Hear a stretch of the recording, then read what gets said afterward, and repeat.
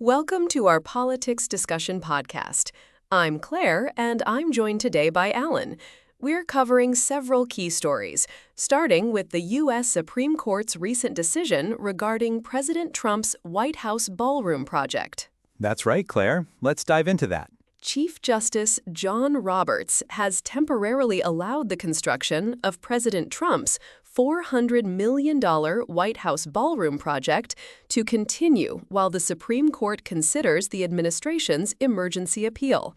Lower courts had sought to halt above-ground construction due to a lack of congressional approval. So, what was the specific issue with the construction that led to the lower courts intervening? The lower courts were concerned that the construction was proceeding without the necessary congressional approval.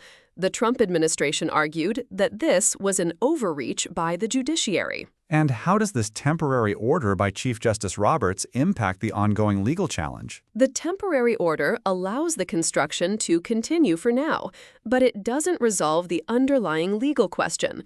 The Supreme Court will have to decide whether to take up the case and rule on its merits. President Trump has publicly thanked the Supreme Court for this decision. Did he make any specific comments about the court's action? Yes, he described the court's action as a good thing when speaking in South Carolina. This suggests that he views the decision as a positive development for his administration. Shifting gears, we've got a developing story out of the Middle East. President Trump recently stated that the Strait of Hormuz is American territory and warned Iran against acquiring nuclear weapons. That's right. This statement has escalated tensions between the U.S. and Iran. The Strait of Hormuz is a critical waterway for global oil supplies, and Iran has rejected Trump's claim. What exactly did Trump say about the Strait of Hormuz, and how did Iran respond? Trump declared the Strait of Hormuz American territory, which is a highly provocative statement given the strait's international status. Iran responded by rejecting the claim and suggesting that Trump's statement reflected a delusional understanding of the region. This isn't the first time tensions have risen between the U.S. and Iran over the Strait of Hormuz. What's the historical context here? The Strait of Hormuz has been a point of contention for decades due to its strategic importance for oil exports. Previous administrations have also had tense moments with Iran over this issue. Let's move on to a different story. TikTok has reached a $400 million settlement with the U.S. Department of Justice over allegations that it violated federal children's privacy laws. That's correct.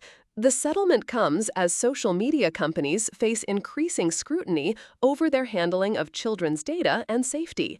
TikTok will pay $300 million immediately and another $100 million after a specific condition is met regarding an earlier consent decree. What were the specific allegations against TikTok, and how does this settlement address those concerns? The DOJ alleged that TikTok violated federal laws related to children's privacy.